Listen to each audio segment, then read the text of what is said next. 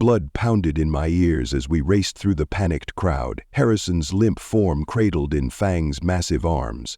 The plaza had dissolved into carefully orchestrated chaos, but we moved with military precision, following the escape route we'd planned but hoped never to use. "Stay with us, Colonel," I growled, my enhanced senses tracking his weakening pulse. "That's an order." "Hostiles in pursuit," Nova reported from her covering position. "Professional operators, trying to look like standard security forces." "They're here to finish the job," Whiskers added, his paws flying over his portable medical scanner. "Bullet went clean through, but he's losing too much blood." Above us, Scar's ships provided cover, forcing the pursuers to keep their distance. The pirate captain's voice crackled over our secure comm. "Medical bay prepped and ready. Just get him to the extraction point." Harrison's eyes fluttered open, his voice barely a whisper. "The speech. Have to finish." "With all due respect, sir," Fang rumbled as we rounded another corner. "Staying alive is the priority." But Harrison's hand gripped Fang's fur with surprising strength. "No, they need to hear, need to understand." I shared a look with Nova. We all knew Harrison knew his determination, his unwavering commitment to truth. Even with a bullet in his chest, he was still fighting. "Multiple vehicles converging on our position," Whiskers reported. "Government tags, but the signatures are wrong. More black ops." "Almost there," I barked. "Scar, we need immediate dust-off." The extraction point was a seemingly abandoned maintenance bay. As we burst through the doors, one of Scar's shuttles was already waiting, its medical bay fully equipped. The pursuing vehicles screeched to a halt outside, disgorging more black-clad operators. Their weapons might look standard issue, but I could smell the difference. These were the same type of arms used by the assassins. "Get him on board," I ordered. "Nova, Whiskers, cover our 6, Fang with me." As the medical team rushed to stabilize Harrison, Fang and I took up defensive positions. The operators advanced with professional precision, but something in their movement suggested they were hesitating. They hadn't expected to face enhanced canines. "Wait," Harrison's voice came weakly from inside the shuttle. "Help me up, sir," the medic protested. "You need immediate surgery." "Help me up," Harrison repeated, his voice stronger now, filled with the same determination we'd heard in countless briefings during the war. "They tried to silence truth with violence. I won't let them succeed." Despite the medic's objections, despite the blood still seeping through his bandages, Harrison stood. With help, he moved to the shuttle's entrance, where our body cameras and Scar's drones could capture every word. The Black Ops team had stopped advancing, perhaps unsure how to proceed with so many witnesses. "You shot me," Harrison called out, his voice carrying across the bay. "Because you fear the truth. You fear what these loyal beings represent, the unbreakable bond between humans and dogs. A partnership that has endured for thousands of years." Blood dripped onto the shuttle's deck, but Harrison's voice grew stronger. "You wrap yourselves in words like security and stability, but you really mean control and power. You claim to protect humanity's future among the stars, but you're really protecting your own corruption." The operators began to fall back, clearly receiving new orders through their comms. This wasn't going according to their script. "Look," Harrison gestured to us, to the neo-dogs defending him while their human allies worked to save his life. "Look at what you're really fighting. Not monsters, not threats, but beings of intelligence and loyalty. Beings who understand that true security comes from trust, not fear." His legs began to buckle, but Harrison gripped the doorframe, refusing to fall. "You may shoot me, you may shoot others who speak truth, but you cannot kill what we represent. The bond between humans and dogs is older than your schemes, deeper than your corruption, and stronger than your fear." Finally, Harrison's strength gave out. We caught him as he collapsed, his last words barely a whisper. The truth cannot be silenced." As the medical team rushed him into surgery, as Scar's ships drove off the last of our pursuers, as we lifted off from that blood-stained bay, I knew something had changed. Harrison hadn't just survived an assassination attempt. He'd turned it into a message that no amount of propaganda could erase. "Vital signs stabilizing," the medic reported. "He's tough, I'll give him that." "Toughest human I know," Fang agreed, still watching the doors as if expecting another attack. As we broke atmosphere heading for safety, I looked at my team, at the humans and neo-dogs working together to save one brave man's life. Harrison had risked everything to speak truth about our partnership. Now it was our turn to prove him right. They had tried to silence one voice. Instead, they had given birth to a chorus. The war for truth was far from over. But today, in a bloody maintenance bay on Mars, we had won an important battle. Now we just had to keep Harrison alive long enough to win the war. In the interest of galactic security, our investigation has concluded that a lone gunman, acting without external influence or support, was responsible for the attempted assassination of Colonel Harrison. I switched off the holoscreen in Harrison's recovery room, unable to stomach any more lies. The official investigation had taken all of 3 days, just long enough to fabricate their narrative. "They're not even trying to make it believable anymore," Nova said from her position by the window. Her eyes constantly scanned the approaches to our secure medical facility, even though we had multiple layers of security in place. Harrison, still pale but improving, managed a weak chuckle from his bed. "Well, he don't need to. They control the media, the investigations, the narrative. They just need enough people to accept the official story." "But we have proof," Whiskers protested, bringing up his holographic displays. "Multiple shooters, coordinated crowd agitators, the Black Ops teams that tried to finish the job." "And watch what happens when we try to share it," I growled, nodding toward another screen. As if on cue, the news anchor's voice filled the room. "Social media platforms are working diligently to remove unauthorized and unverified claims about the assassination attempt, citing concerns about interplanetary security and the spread of dangerous misinformation." Fang's massive paw clenched into a fist. "They're destroying evidence right in front of everyone's eyes and calling it security measures, while simultaneously launching their first attacks on my character," Harrison added, gesturing to yet another news feed. "Look." The screen showed a panel of experts discussing Harrison's military record, suggesting that his unstable behavior and questionable associations, meaning us, might have contributed to the incident. "Sources close to the investigation," one talking head announced gravely, "suggest that Colonel Harrison's recent erratic behavior and paranoid claims about government corruption may have made him a target for extremist elements." "They're setting up their narrative," Nova observed. "First discredit the evidence, then discredit the victim." Harrison nodded, then winced at the movement. "Standard playbook. They'll start with subtle implications, then escalate to direct accusations. Give it a week, they'll probably suggest I orchestrated the whole thing myself." I felt my hackles rise at the thought, but Harrison wasn't finished. "What they don't realize," he continued, his voice growing stronger, "is that they're making a mistake. A big one." "How so?" Whiskers asked, his whiskers twitching with curiosity. "Because they're desperate. Look at how quickly they move to control the narrative. Look at how broadly they're censoring any discussion. They're scared." "Of what?" Fang wondered. "Of the truth getting out?" Nova suggested. "No," I said, suddenly understanding. "They're scared because the truth is already out." Harrison finished his speech. "People saw us, saw neo-dogs, protecting him, saving him. They saw what real loyalty looks like." Harrison smiled. "Exactly. They can spin all the official stories they want, but they can't erase what people saw with their own eyes.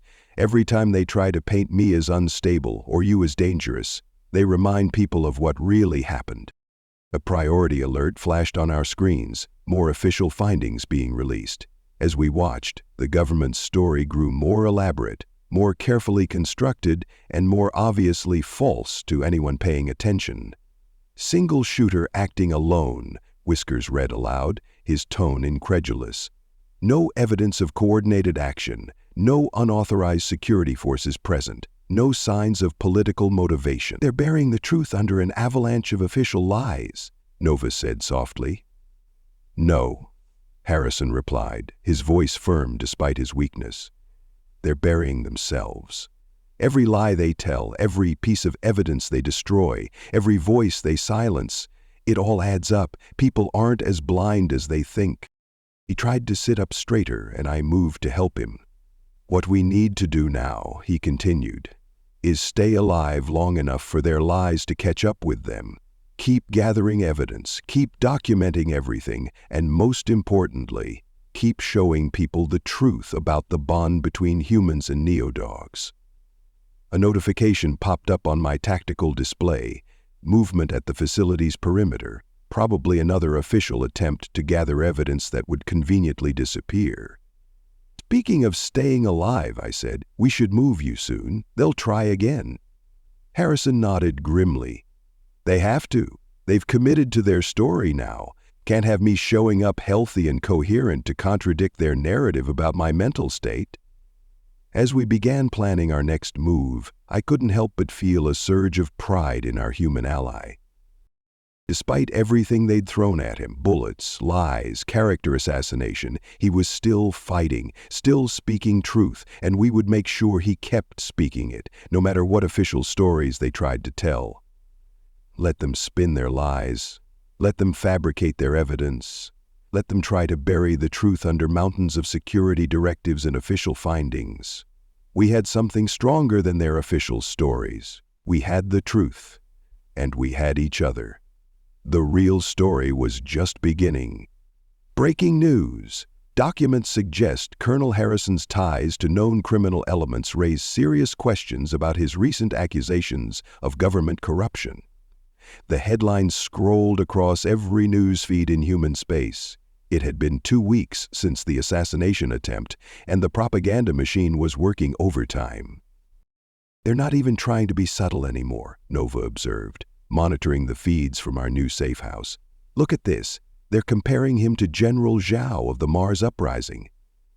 And Admiral Santos of the Colony Wars, Whiskers added, plus some historical figures I've never even heard of. That's because they made them up, Harrison said from his recovery chair. He was looking stronger every day, much to our enemy's evident frustration. Create fictional dictators, insert them into the historical record, then compare me to them, standard tactic.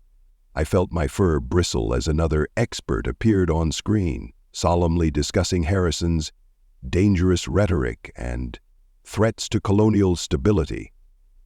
Notice what they're actually accusing me of, Harrison continued, his voice taking on the tone he used during military briefings. Corruption, power grabs, destabilizing society for personal gain. Sound familiar? They're accusing you of everything they're actually doing, Fang growled, understanding dawning in his eyes. Exactly. It's called projection. They take their own crimes, their own intentions, and project them onto their enemies. Makes it harder for people to believe the truth when it comes out. The media assault was relentless. Every hour brought new revelations about Harrison's past, new concerns about his mental state, new evidence of his supposed crimes. Colonel Harrison's association with dangerous genetic experiments, the so-called neo-dogs, suggests a pattern of reckless behavior that I switched off that particular feed before Fang could smash another holoscreen. We'd already gone through 3 this week. Ah, sir, Whiskers called out suddenly, his whiskers twitching with excitement. You need to see this. He brought up a series of documents, internal communications from the very people attacking Harrison. The timestamps and security protocols were unmistakable. Where did you get these? I asked, already knowing the answer. Let's just say some of SCAR's more technically inclined crew members have been busy, Whiskers replied with a slight grin. The documents were damning. Detailed plans for the smear campaign, laid out weeks before the assassination attempt. Lists of false accusations to be made, complete with fabricated evidence to support them, even scripts for the independent experts to follow. Look at this, Nova pointed to one particular communication. They're actually complaining that Harrison's survival is making their job harder. They had obituaries and posthumous character assassinations already written. Harrison leaned forward, studying the documents with intense focus. "This is good, very good, but we need to be careful how we use it." "Sir?" I asked. "They're expecting us to try to counter each accusation, to defend against each attack. That's what they want, to keep us so busy defending that we can't attack." Harrison's eyes took on a familiar gleam. "So we don't do that. We let them keep projecting, keep accusing, and we gather everything." "Building a case?" Nova asked. "Building a pattern," Harrison corrected. "Every false accusation, every projected crime, we document it. Then, when the time is right, we show how each lie corresponds to their own actions, turn their projection tactics back on them." As if to underscore his point, another news alert flashed across our screens. This one accused Harrison of undermined colonial security for financial gain. Whiskers immediately pulled up financial records showing massive payments to media outlets from shell companies linked to our enemies. "Perfect," Harrison said with a grim smile. "Add it to the pile. Every projection is a confession if you know how to read it." Just then our perimeter alerts pinged, multiple vehicles approaching, trying to look casual and failing. "Looks like they're tired of character assassination," Fang growled, moving to defensive positions, back to regular assassination. "Sir," I said to Harrison, "we need to move you." He nodded, already reaching for the go bag we kept ready. "They're getting desperate. The projection isn't working as well as they hoped. People are starting to see through it." As we evacuated through our pre-planned routes, watching the random criminal elements who just happened to find our safe house, I couldn't help but feel a surge of hope. Yes, they had the media.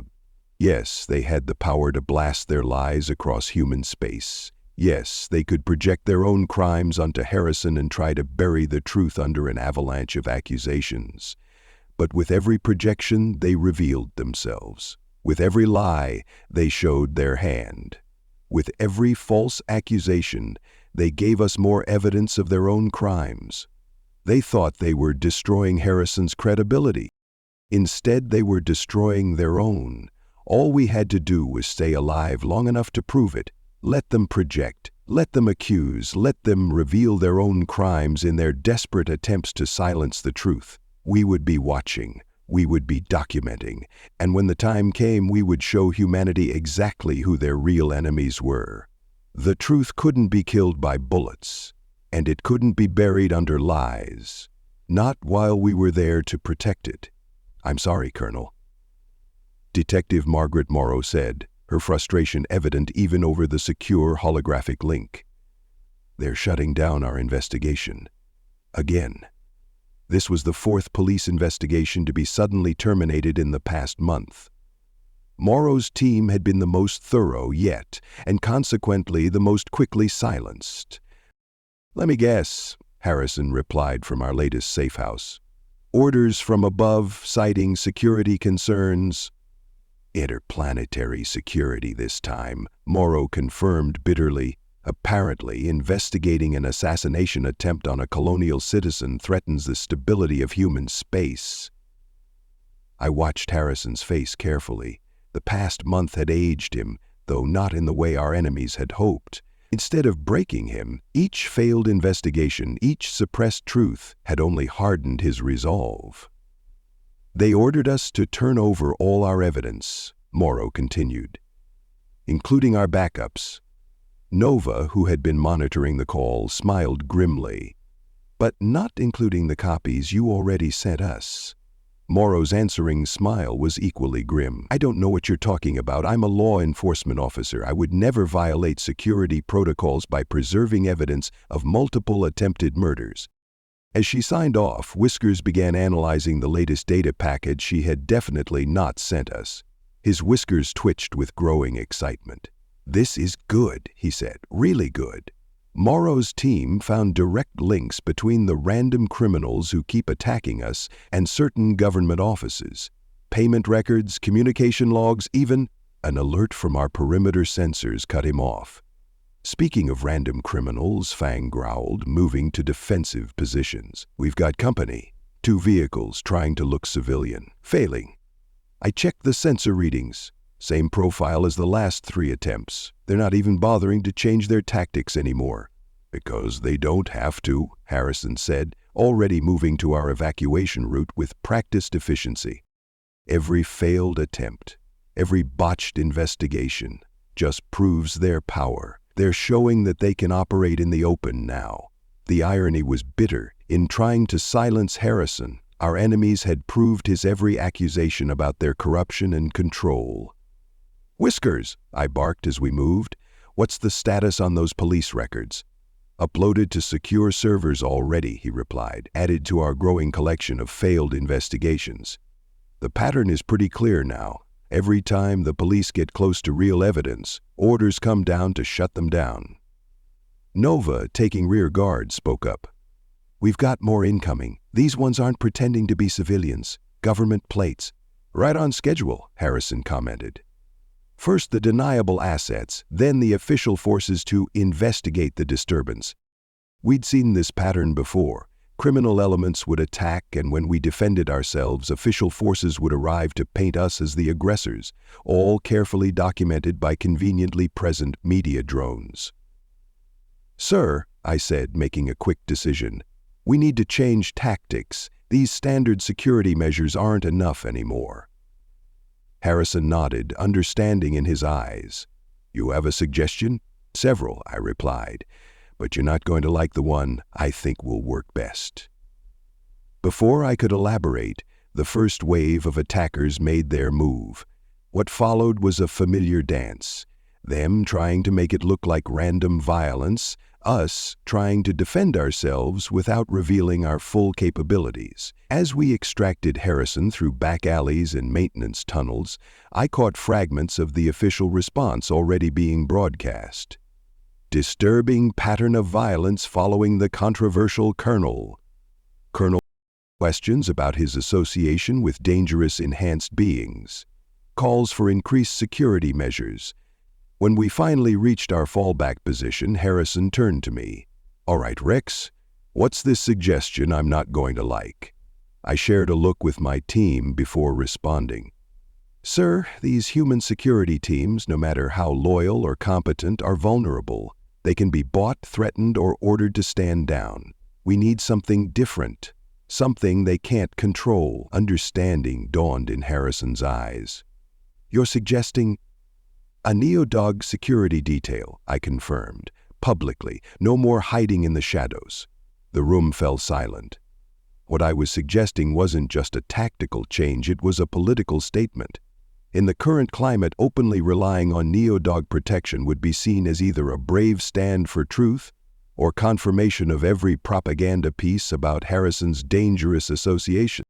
"They'll use it against you," Nova warned.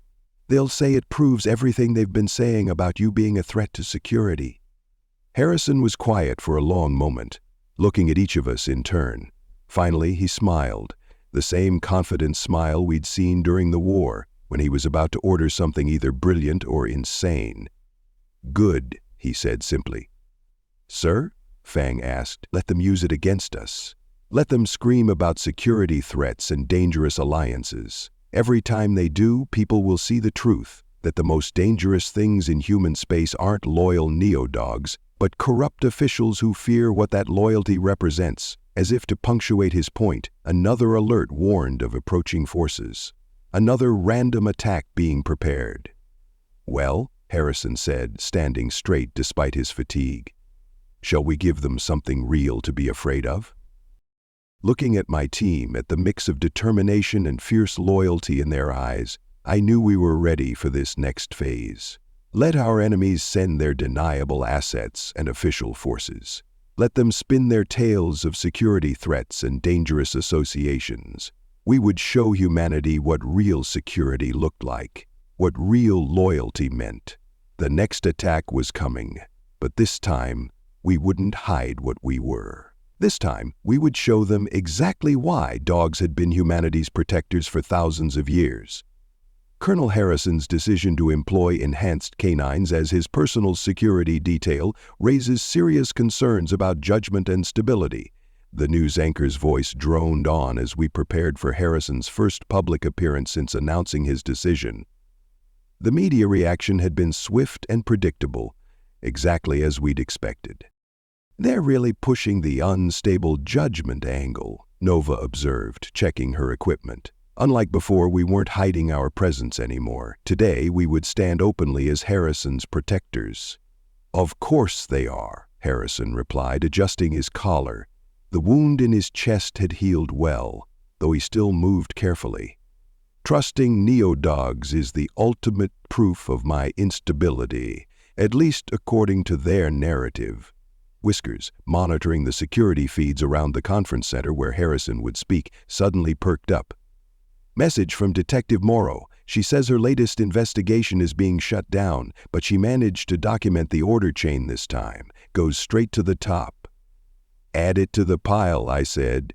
"More evidence of them using security concerns to bury the truth." The conference center's security staff had been professional but visibly uncomfortable when we arrived. They weren't used to working alongside neo-dogs in an official capacity. Their discomfort only increased when Harrison insisted on reducing his human security detail to a minimal support role. "Are you sure about this, sir?"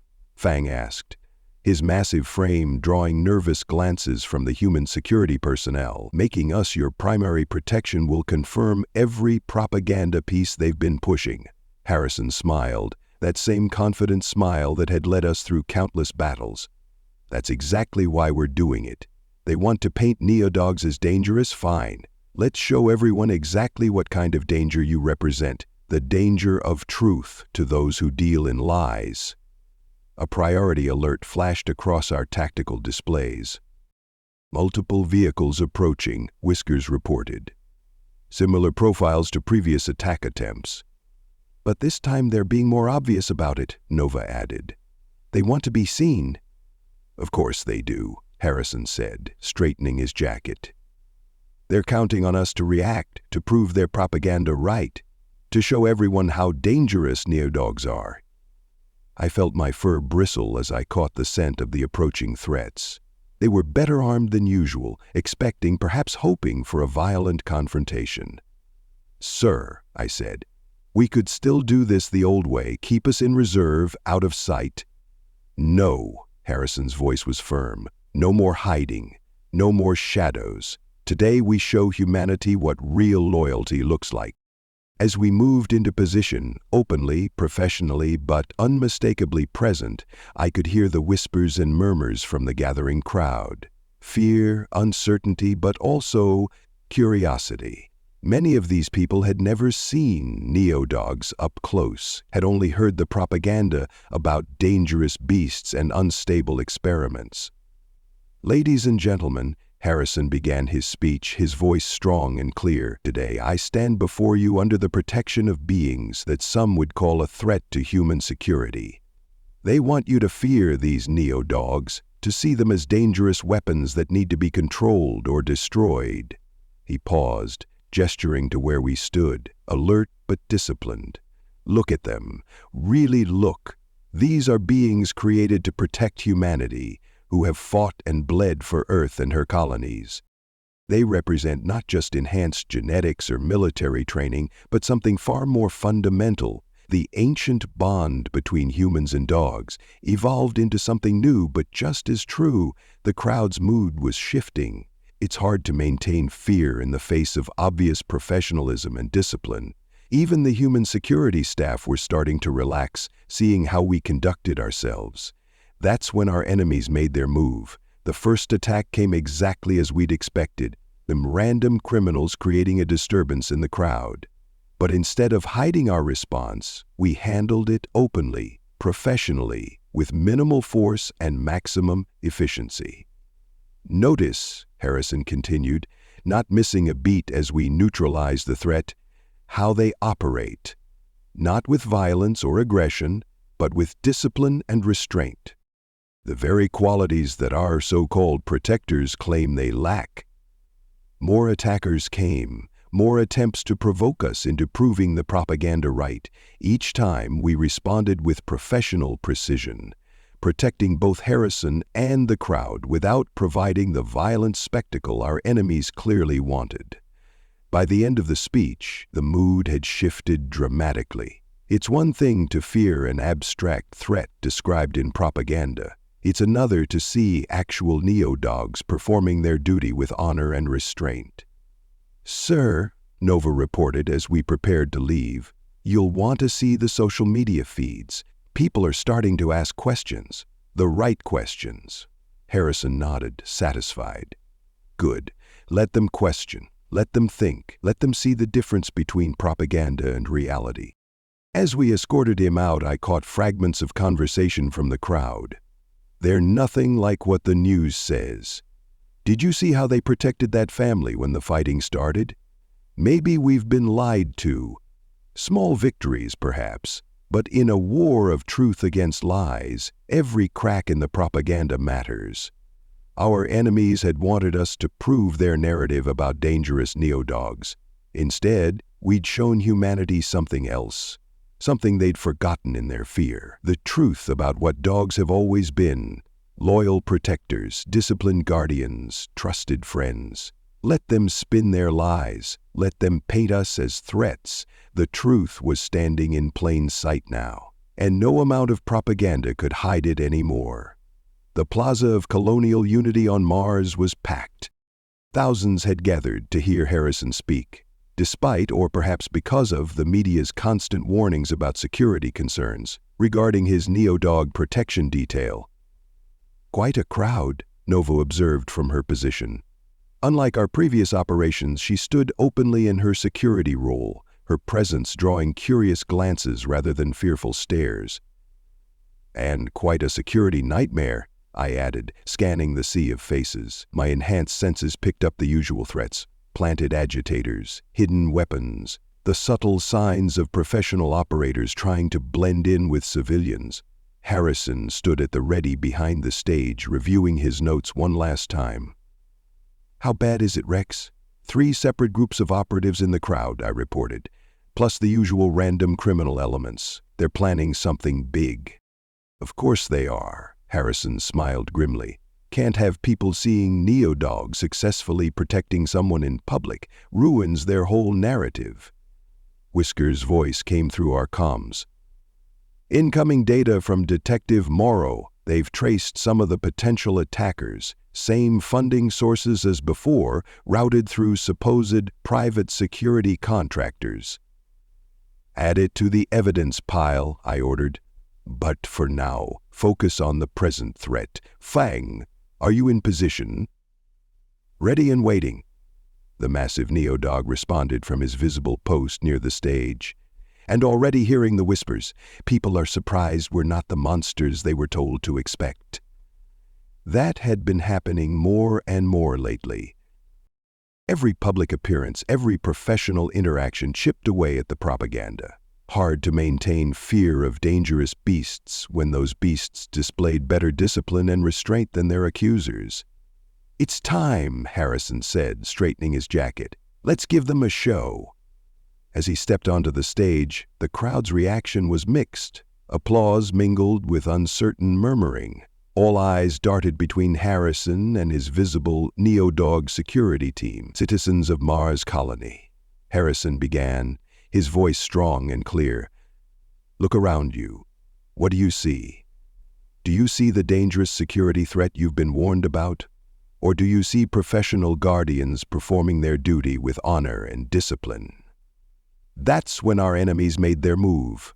Right on cue, the first wave of protesters surged forward, creating chaos in the crowd.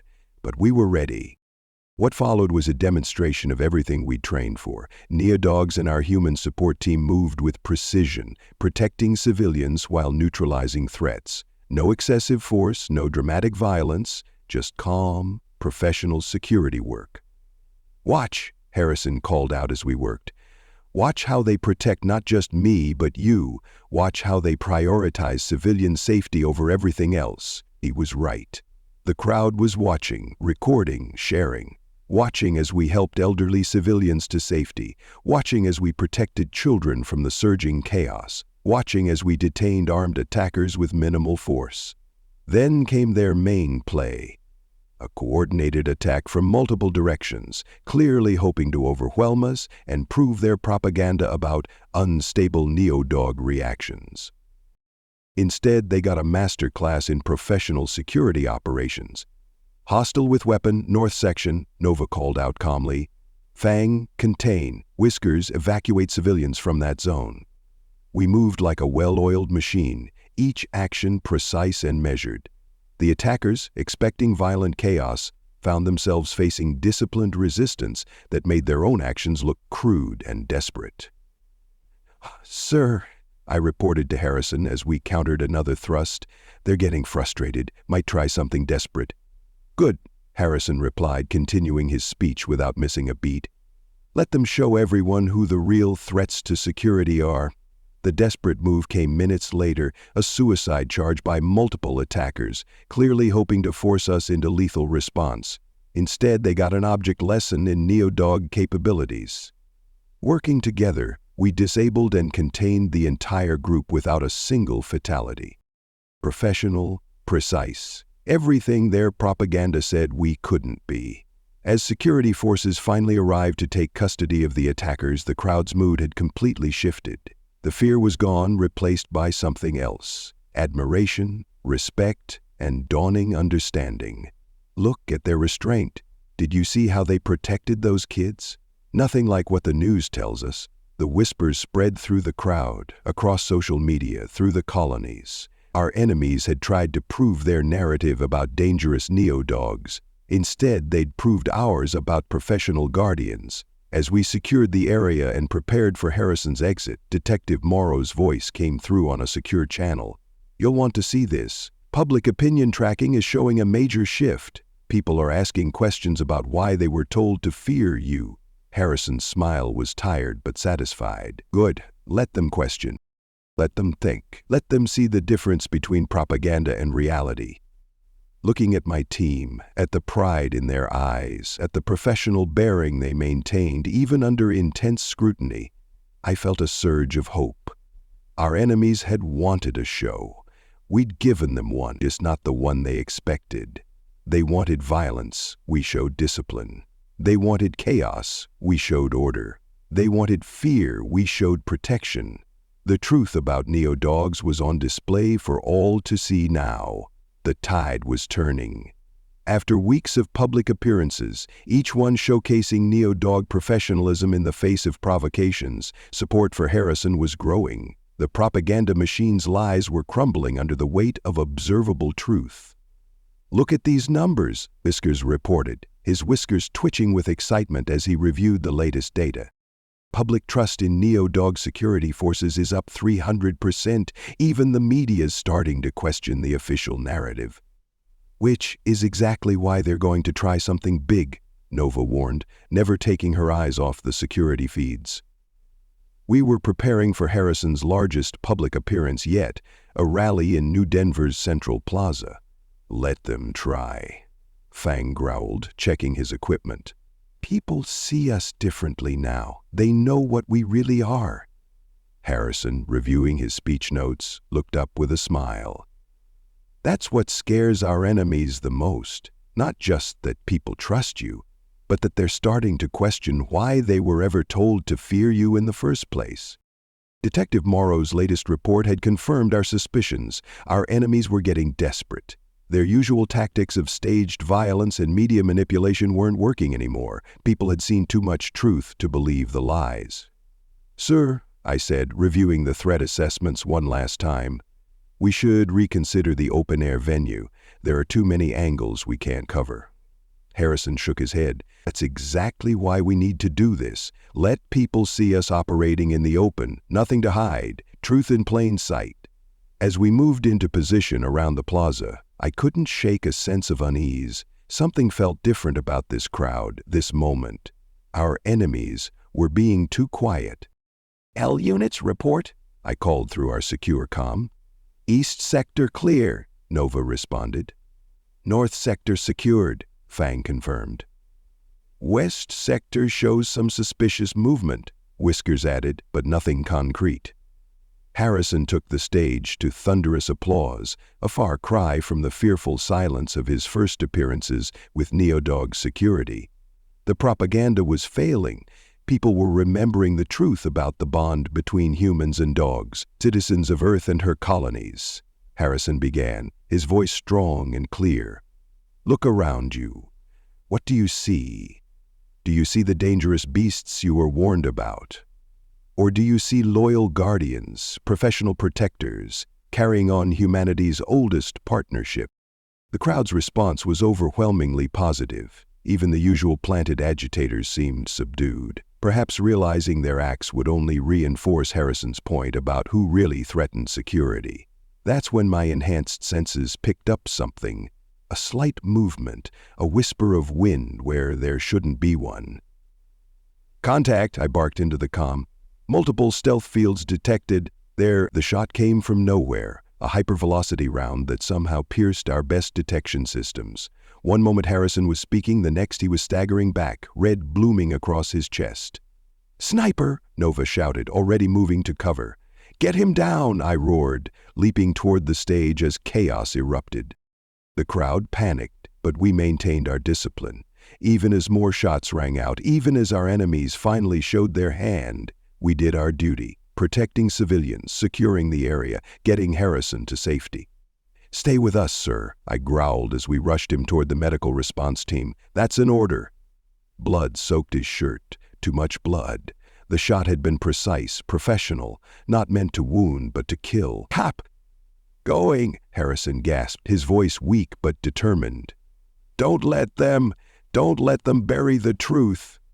The plaza had become a war zone. Our enemies, realizing their assassin had failed to kill Harrison instantly, launched their backup plan. Explosions, smoke, more shooters activating stealth fields. But we didn't break. We didn't rampage or panic like their propaganda said we would. We maintained our discipline, protected our charge, secured the civilians. Even as Harrison's blood stained my fur, even as the medical team rushed him toward emergency surgery, we showed everyone exactly what Neodogs were. Professionals, protectors, guardians. The last thing I saw before the medical transport doors closed was Harrison's face, pale but determined. His lips moved, forming words too quiet for anyone but a Neodog to hear. "Keep fighting, keep showing them the truth." Then he was gone, his fate unknown, while we remained to secure the scene and protect the civilians, to do our duty no matter the cost. Let them think they'd won. Let them think one bullet could kill the truth. They didn't understand what Harrison had built, not just a security team, but a symbol, a living reminder of humanity's oldest partnership, of loyalty that transcended fear and propaganda. The dawn had turned blood red, but it was still a new dawn, and we would make sure Harrison's truth lived to see it. Thank you so much for listening to this story. I hope you enjoyed it. Be sure to leave it a like and to subscribe if you'd like to see more. Feel free to comment and share it as well.